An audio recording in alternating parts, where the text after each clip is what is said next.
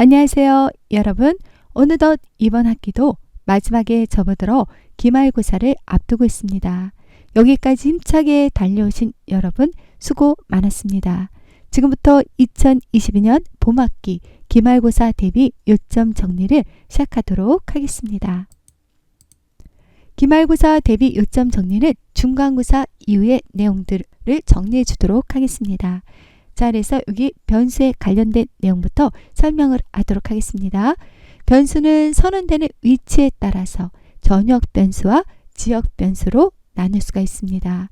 지역 변수를 우리가 로컬 베리어블이라고 하는데, 지역 변수는 함수 또는 블록 안에서 정의되는 변수로 해당 블록이나 함수 안에서만 사용이 가능하고, 그리고 변수가 선언된 블록 안에서만 접근과 사용이 가능하게 됩니다. 지역 변수는 변수가 선언된 블록이 시작할 때 시스템 스택이라 불리는 메모리 공간에 만들어지게 되고요. 동시에 초기화가 됩니다. 지역 변수에 할당된 메모리 공간은 블록 끝에서 반환되게 됩니다. 그렇기 때문에 지역 변수는 선언된 블록이 끝나면 자동으로 소멸되게 됩니다. 자, 그 다음에 이제 전역 변수에 대해서 보도록 할 텐데요. 전역 변수는 글로벌 베리어블이라고 하는데, 전역 변수는 함수의 외부에서 선언되는 변수로, 전역 변수는 이제 소스 파일의 어느 곳에서도 사용이 가능합니다. 즉, 전역 변수는 모든 함수에서 접근이 가능하고 사용이 가능한 변수입니다. 그리고 전역 변수의 생존 시간은 프로그램 시작과 동시에 생성이 되어 프로그램이 종료되기 전까지 메모리에 존재하게 됩니다. 자, 이제 다음은 생존 시간에 대해서 알아보도록 할 텐데요. 변수가 생존하는 시간을 우리가 말 그대로 생존 시간이라고 하는데요. 이 생존 시간에 따라서 변수를 분류하게 되면 정적 할당과 자동 할당으로 분류할 수가 있습니다. 그래서 정적 할당은 프로그램이 실행되는 동안에는 계속해서 변수의 저장 공간이 할당되어 있고요. 그 다음에 변수가 실행 시간 내내 존재하게 됩니다. 그런데 이제 자동 할당은 블록이 시작되면서 변수의 저장 공간이 할당되고, 그리고 블록이 종료가 되면 저장 공간이 회수되는 방법입니다. 자, 그 다음에 이제 변수 선언된 위치에 따라서 전역 변수는 정적 할당이 됩니다. 그리고 지역 변수는 기본적으로 자동 할당됩니다. 그렇지만 이제 지역 변수 앞에 저장 유형 지정자를 붙이게 되면 정적 할당으로 변경할 수가 있습니다. 변수를 선언할 때 앞에 저장 유형을 지정하는 수식어를 붙일 수가 있습니다.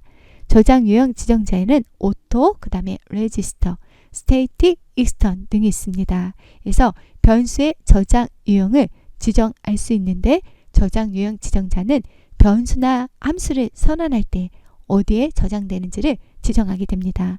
만약 저장 유형 지정자가 생략이 된다. 그러면 변수가 선언되는 위치에 따라서 변수의 저장 유형이 자동으로 결정되게 됩니다. 자, 그러면 이제 저장 유형 지정자들을 하나씩 살펴보면 오토 지정자라는 게 있죠. 오토 지정자는 변수를 선언한 위치에서 자동으로 만들어지게 됩니다.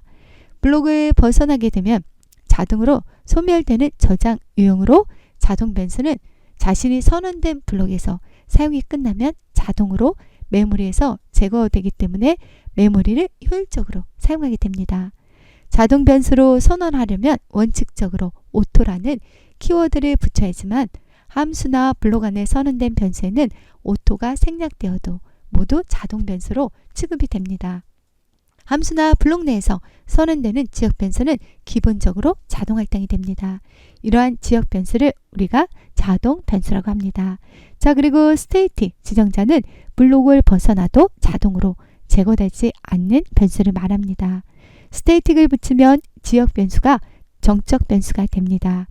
그리고 레지스터 지정자는 레지스터에 변수를 저장하게 됩니다. 그리고 익스턴 변수는 익스턴으로 변수를 정의하면 저장 공간이 할당되지 않고 외부에서 선언된 변수를 사용한다는 의미입니다. 그래서 익스턴을 이용하면 여러 소스 파일에서 변수를 공유할 수 있게 됩니다. 자, 그리고 순환 호출이라는 게 있죠. 함수는 자기 자신을 호출할 수 있는데 이것을 우리가 순환이라고 부릅니다. 그래서 순환은 함수가 자기 자신을 호출하여 문제를 해결하는 프로그래밍 기법입니다. 그래서 순환의 예로는 팩토리얼이라든가 하노이탑 등이 있습니다. 자, 그 다음에 이제 우리가 배열에 대해서 배웠었는데요. 변수는 오직 하나의 값만을 저장할 수 있습니다. 그런데 배열을 사용하면 한 번에 많은 값을 저장할 수가 있습니다.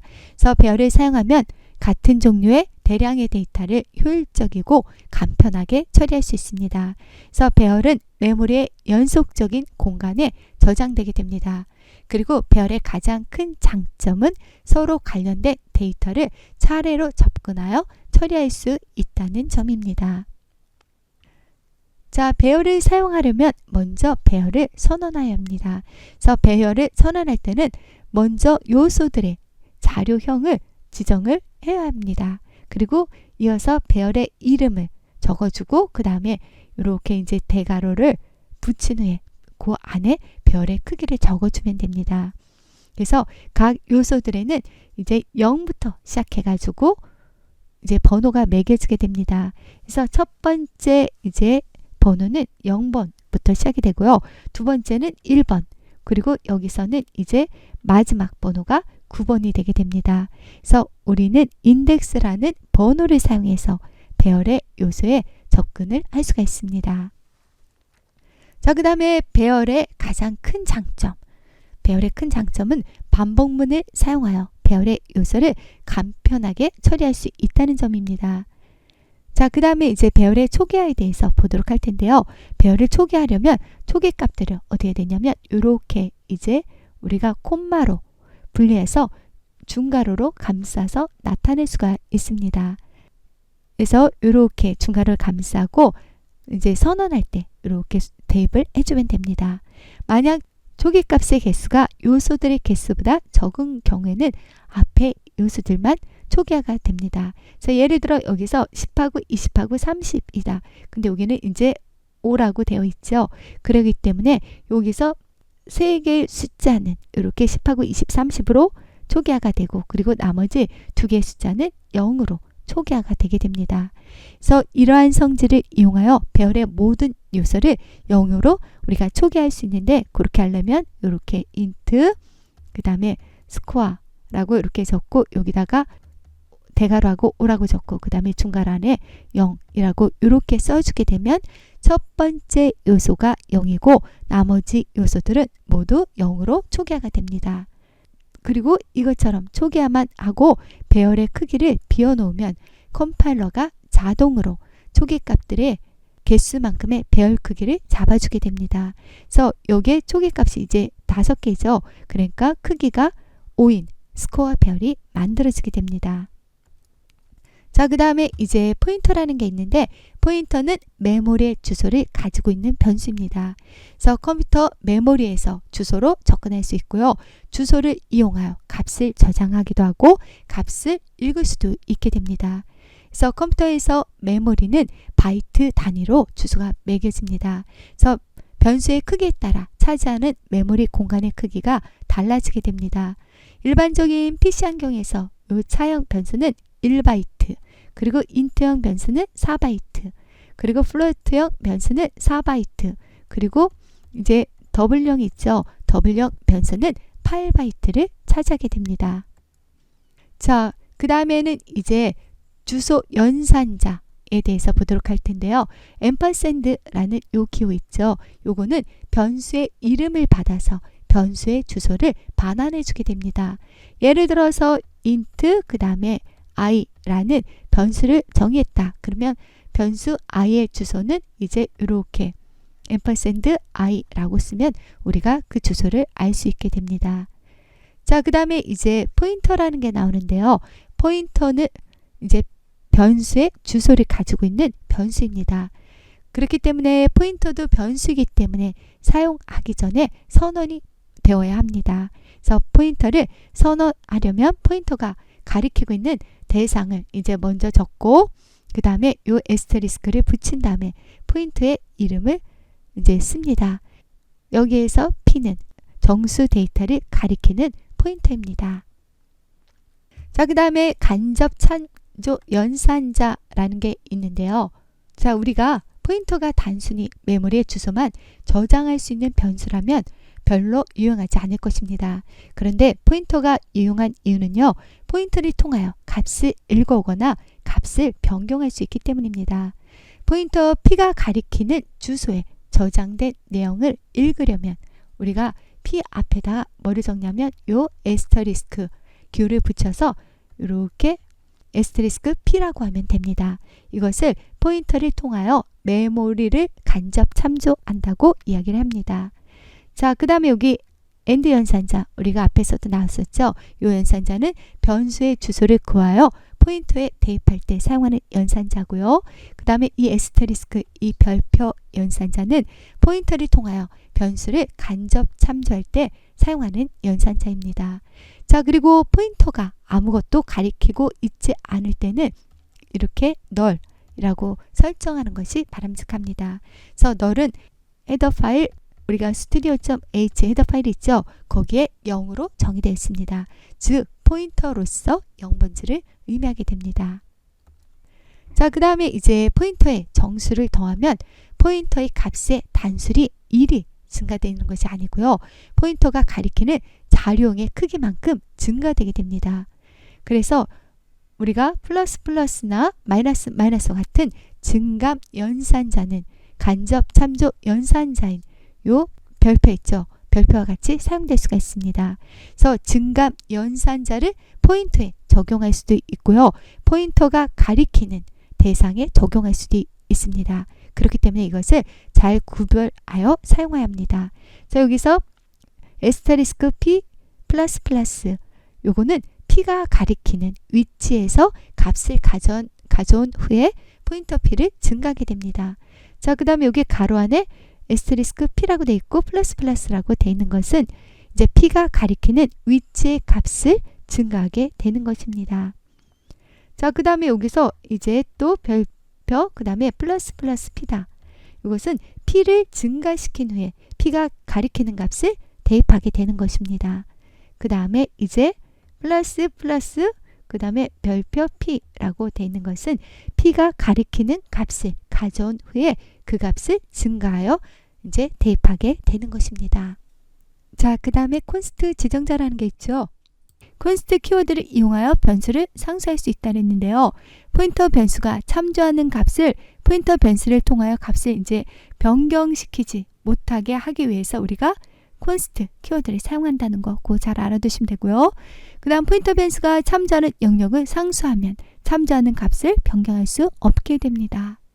자, 그 다음에 이제 함수 호출 시 인수 전달 방법이 이제 값에 의한 호출이 있고요. 참조에 의한 호출이 있죠. 그래서 C의 기본적인 방법은 값에 의한 호출입니다.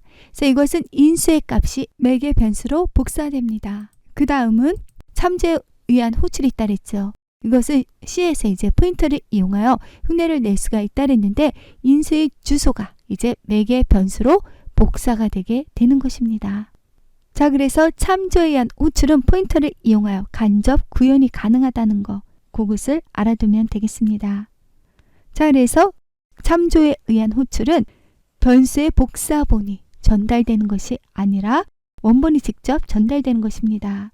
그래서 변수의 원본이 전달되기 때문에 호출된 함수 안에서 매개 변수의 값을 수정하면 원래의 변수가 똑같이 수정됩니다.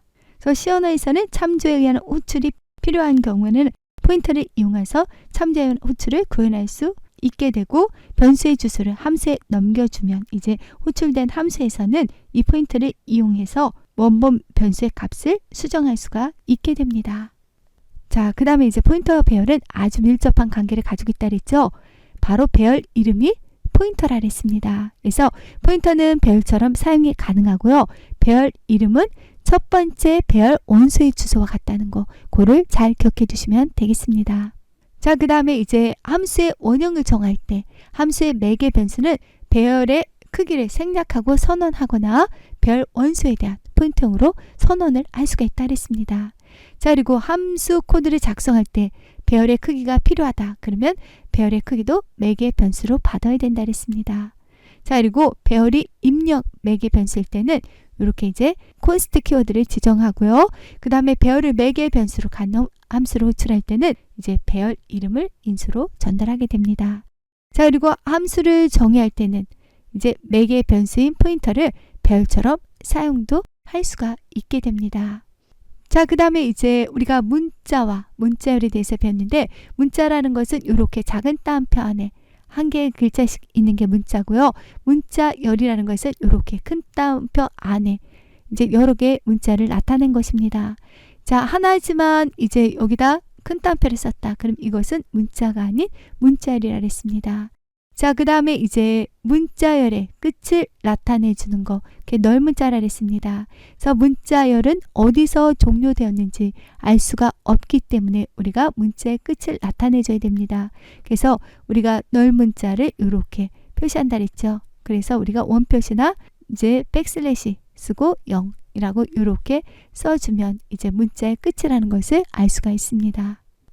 그 다음에 문자 입출력 라이브러리가 있죠. 그래서 여기서 보면 개차에서 요거는 하나의 문자를 읽어서 반환하게 되고요. 그 다음 푸차라는 것은 변수 C에 저장된 문자를 이제 출력할 때, get은 읽어드리는 거, put은 이제 출력할 때 씁니다. 그 다음에 여기 보면 ch라는 게 있죠. 요거는 이제 앞에 언더스코어를 써가지고 나타내는데 하나의 문자를 읽어서 반환을 하는데 버퍼를 사용하지 않습니다. 자, 그 다음에 여기서 push는 이거는 이제 문자를 push니까 출력하겠죠. 근데 이것은 ch만 쓰면 버퍼를 사용하지 않은 것이고요. 그 다음에 여기다 뒤에 ar를 붙여서 쓰는 것들은 버퍼를 사용한 것입니다. 자, 그 다음에 우리가 많이 이제 사용했던 scanf, 그거는 하나의 문자를 읽어서 변수 C에 저장을 시킬 수도 있고, 이거는 문자뿐만이 아니라 문자를 읽어드릴 수도 있는 것이죠. 자, 그 다음에 여기 scanf 다음에는 여기 뒤에 변수를 적을 때 주소를 나타내는 AND 표시를 적는다. 자, 그렇지만 이제 문자열일 때는 여기다 우리가 주소를 나타내는 AND 표시는 붙이지 않았습니다. 자, 그 다음에 printf라는 것은 이제 출력을 하는 함수였죠. 그래서 문자를 출력한다. 그럼 형식 지정자 %C를 적어주면 되고, 그 뒤에 이제 변수를 적어주면 되는 것입니다. 자, 다음은 이제 문자 입출력 라이브러리를 보도록 하겠습니다. 그래서 scanf는 이제 문자나 문자열 둘 다 사용할 수 있죠. 그래서 문자일 때는 형식 지정자 %C를 적으면 되지만 문자일 때는 %S를 적으면 됩니다. 그래서 문자를 이제 읽어서 문자 배열 S에 이제 저장을 하게 됩니다. 자, 그 다음 printf, 그 다음에 이제 형식 지정자 %S라고 이렇게 이제 적었는데요. 그러면 이것도 %S니까 문자열을 출력하게 됩니다. 그래서 배열 S에 저장되어 있는 문자열을 이제 출력하게 되는 것입니다. 자, 그 다음에 이제 asterisk gets underscore S라고 해서 이렇게 돼 있죠. 그래서 한 줄의 문자를 읽어서 문자 배열을 저장할 때 사용할 수 있고요. 자, 그 다음에 이제 puts라고 돼 있는데요. 배열 S에 저장되어 있는 한 줄의 문자를 우리가 출력할 때는 put이라는 걸 사용했죠. 그래서 요거는 이제 한 줄의 문자를 출력하게 되는 것입니다. 그래서 문자일 때랑 문자일 때랑 입출력 라이브러리가 이렇게 사용하는 방법들이 좀 다르다는 거 알아두시면 되겠죠.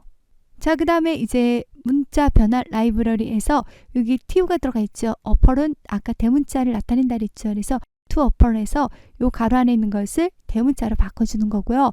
to lower라고 되어 있으면 요 소가로 안에 있는 문자를 이제 소문자로 바꿔주는 거고요. to ASCII 하면 이제 C 문자를 ASCII 코드로 바꿔주게 되는 것입니다. 자, 그 다음에 문자열 처리 라이브러리가 있죠. 여기서 우리가 문자열이기 때문에 요 앞에는 다 str이 붙는다는 거, 그거를 잘 기억해 두시면 되겠죠. 자, 그래서 우리가 strlen이다. 그럼 length죠. 문자열 s의 길이를 구하는 거고요.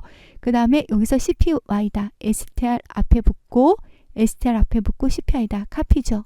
그리고 형식은 s1, s2다. 그러면 s2를 s1에 복사를 하는 것입니다.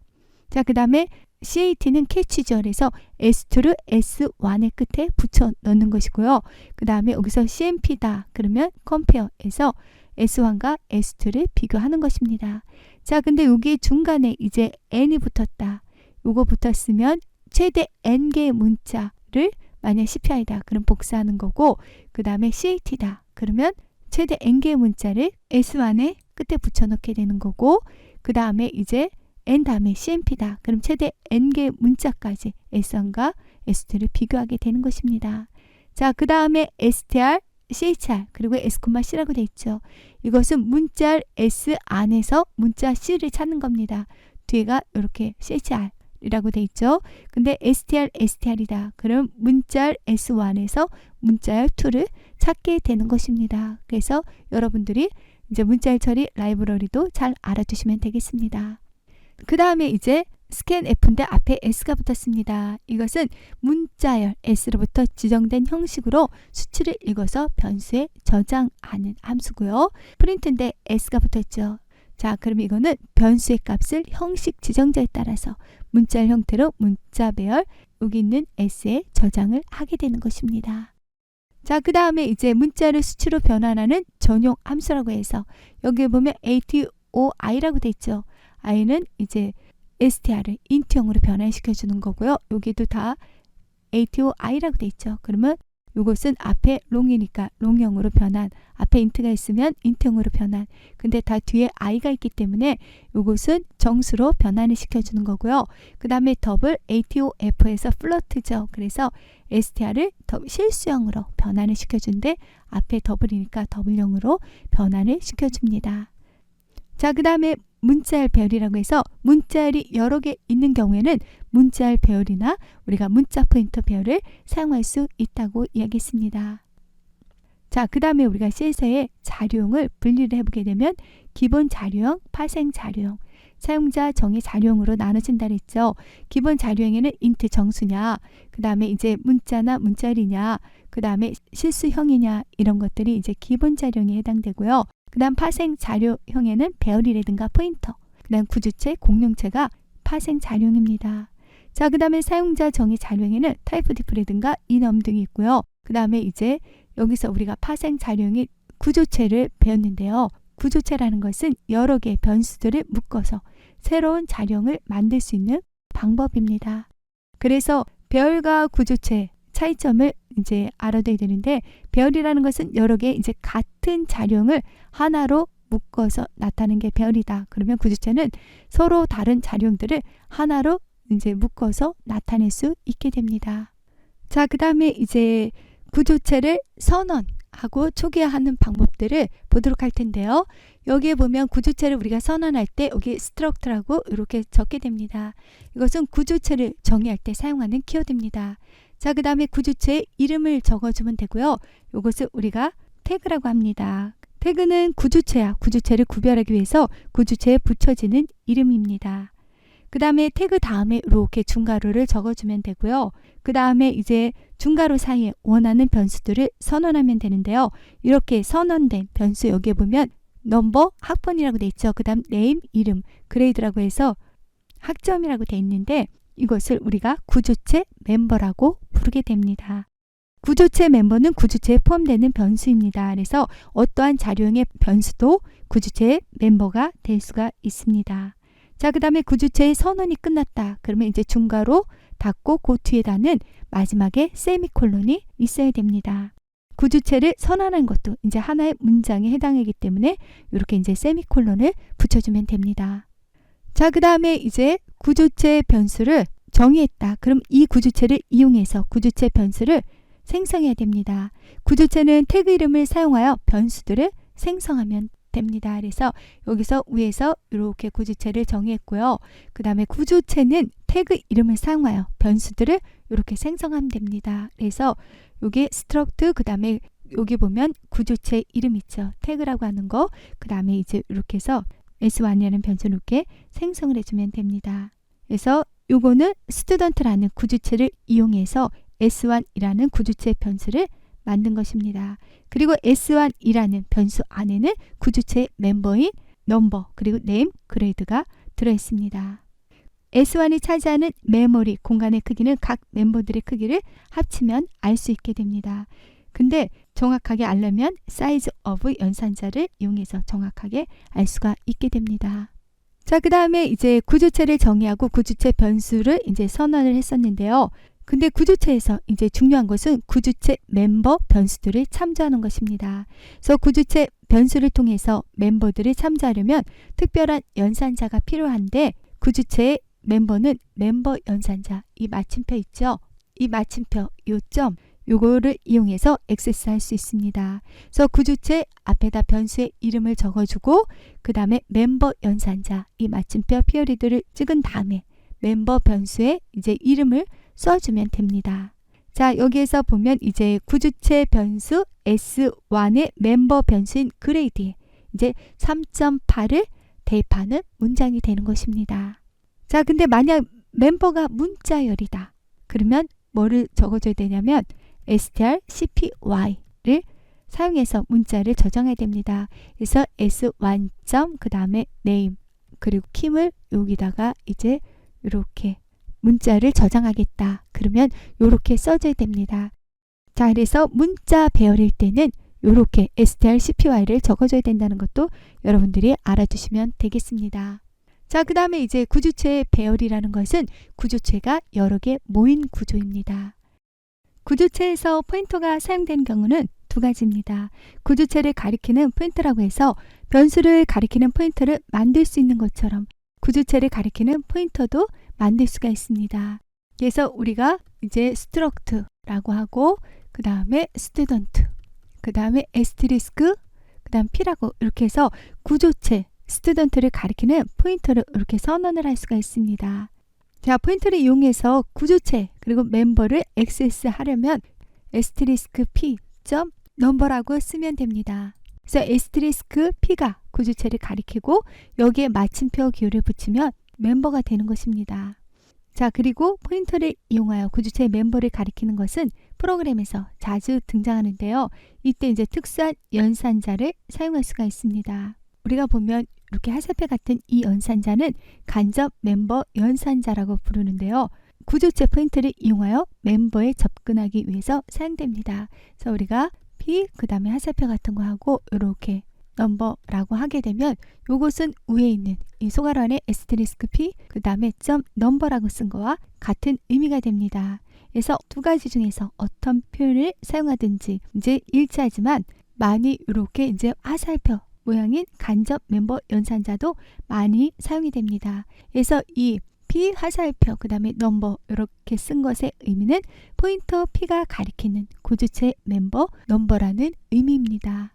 자, 그리고 구조체는 멤버로 포인터를 가질 수가 있고요. 인트형이나 더블형에 대한 포인터도 가능하고 다른 구조체에 대한 포인터도 가능합니다. 자, 그 다음에는 이제 구조체를 함수의 인수로 전달을 할 수가 있는데요. 그럴 경우에는 이제 구조체의 복사본이 함수로 전달되게 됩니다. 만약 이제 구조체의 크기가 크다. 그러면 그만큼 시간과 메모리가 소요되게 됩니다. 자, 그리고 구조체의 포인터를 함수의 인수로 전달하는 경우에는요. 시간과 공간을 절약을 할 수 있습니다. 그렇지만 원본 훼손의 가능성이 있게 됩니다. 자, 그 다음에 우리가 이제 공용체에 대해서 배웠습니다. 그래서 공용체라는 것은 같은 메모리 영역을 여러 개의 변수가 공유할 수 있도록 하는 것입니다. 그래서 공용체를 선언하고 사용하는 방법은 구조체와 비슷합니다. 자, 그 다음에 이제 열거형이라는 거에 대해서 배웠는데요. 열거형이라는 것은 변수가 가질 수 있는 값들을 나열해 놓은 자료형입니다. 그래서 쉽게 말하자면 변수가 가질 수 있는 값들을 나타내는 상수들을 모아놓은 자료형이라고 할 수가 있습니다. 자, 그래서 열거형은 이제 enum이라는 키워드를 사용하여서 이제 만들게 됩니다. 그래서 열거형도 구주체처럼 사용자가 새로운 자료형을 정의하는 방법의 하나입니다. 자, 그 다음에 타입 diff라는 걸 배웠는데요. C&I에서는 프로그래머가 자신이 필요한 자료형을 정의하여 사용할 수 있습니다. 그래서 그때 사용하는 게 타입 diff인데요. 타입 diff는 이제 기본 자료형에 새로운 자료형을 추가하는 것입니다. 자, 그래서 시험의 범위가 이제 14주차 내용인 여기 9주체까지가 시험의 범위에 속하게 됩니다. 자, 그래서 여기까지 이제 기말고사 대비 요점 정리를 해봤습니다. 자, 여러분 그러면 이제 마지막 남은 시간들도 열심히 마지막까지 최선을 다해 주시고요. 열심히 공부해서 좋은 결과 있기를 바랍니다. 여러분 한 학기 동안 수고 많으셨습니다. 감사합니다.